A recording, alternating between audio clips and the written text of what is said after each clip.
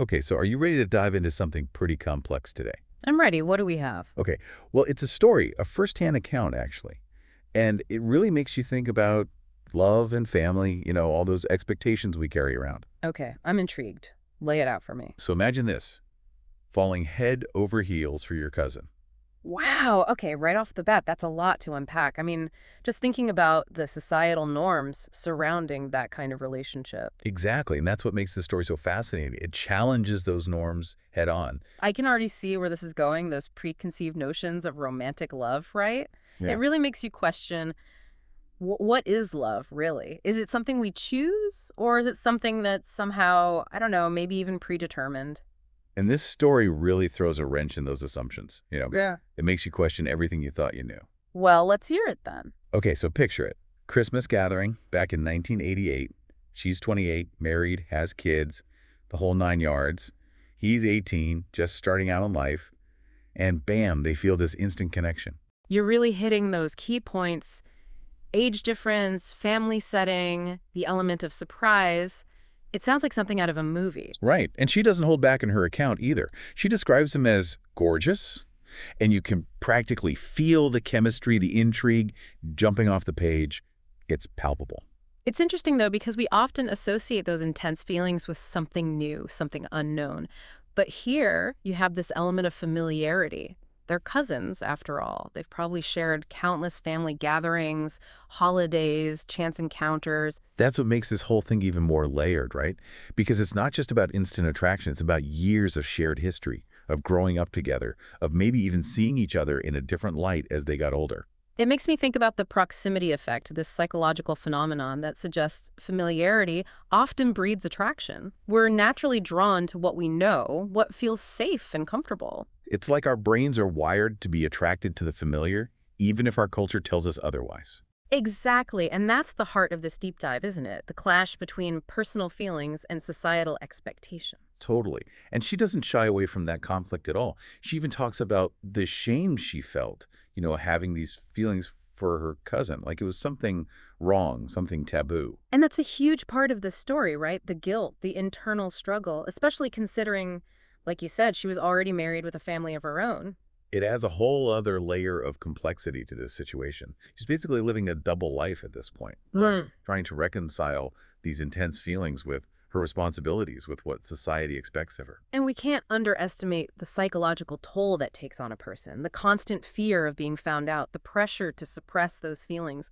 It's a lot to carry around. It really is. And it makes me wonder, did all that secrecy, that internal conflict, actually intensify their connection? Was it like this forbidden fruit effect? That's a really interesting question. It's like those years of unspoken longing became an intrinsic part of their story, something that drew them closer together even as it kept them apart.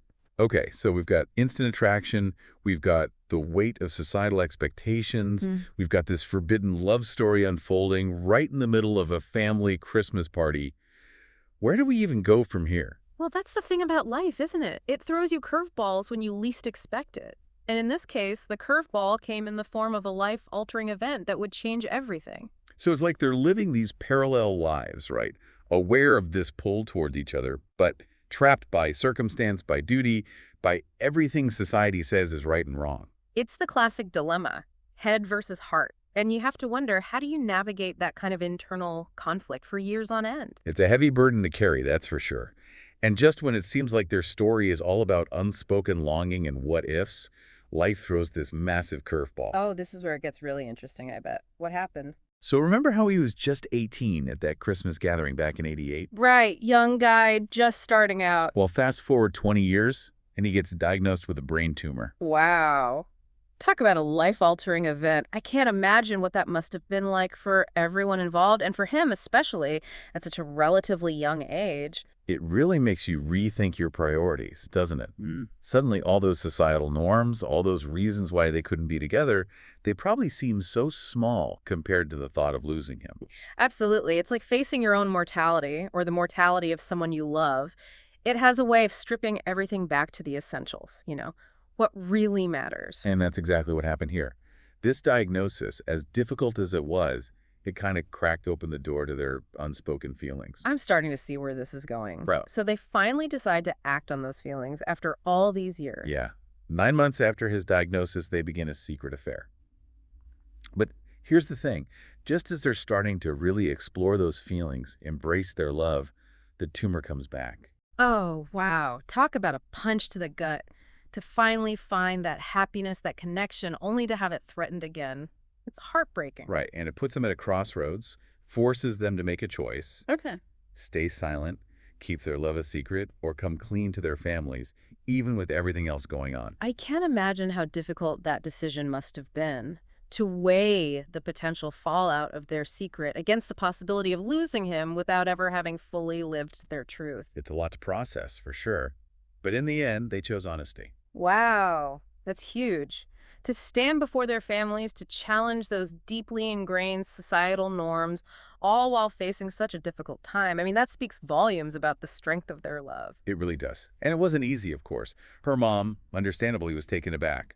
There was hurt, confusion, even some anger at first. That's to be expected, right? After years of keeping such a huge secret, there's bound to be some fallout. Families are complicated, and these kinds of situations can really test those bonds. For sure. But here's the amazing thing. Her mother, she came around. She saw how happy Charlie made her daughter, how their love brought him comfort during such a difficult time, and that ended up mattering more than anything else. It's a good reminder that love and acceptance can sometimes bloom in the most unexpected places. It really is.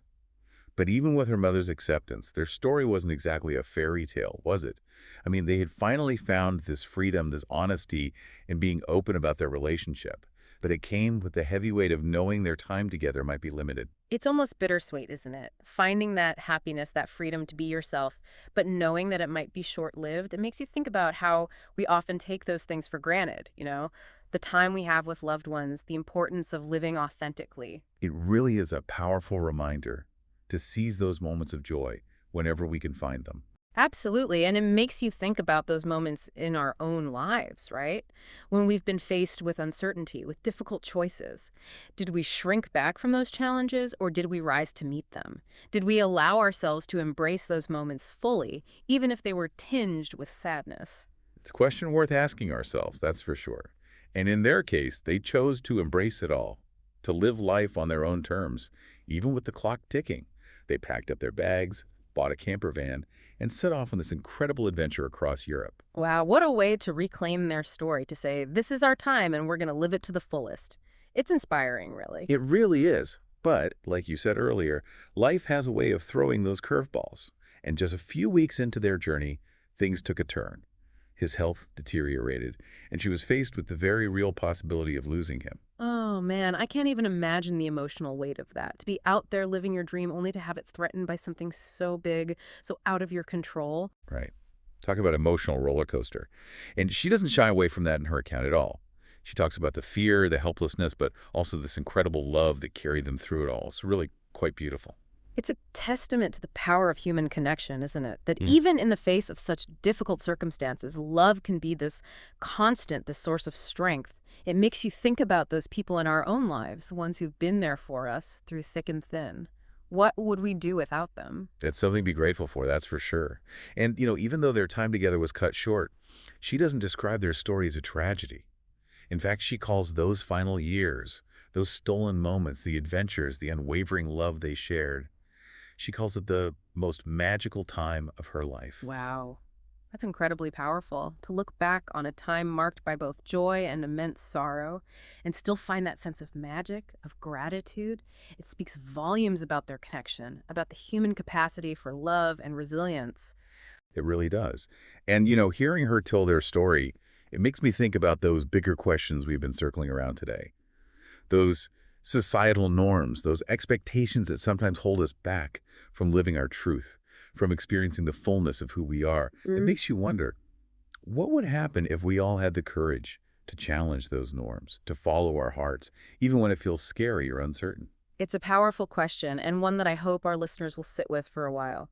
Because at the end of the day, this deep dive isn't just about one woman's story, it's about all of us. It's about the choices we make, the chances we take, and the people we love. It's about recognizing that life is short, unpredictable and oh so precious. And maybe, just maybe, it's about finding the courage to write our own stories, even if they don't fit neatly into the boxes we've been given. Beautifully said. And on that note, I think we've done our deep dive for today.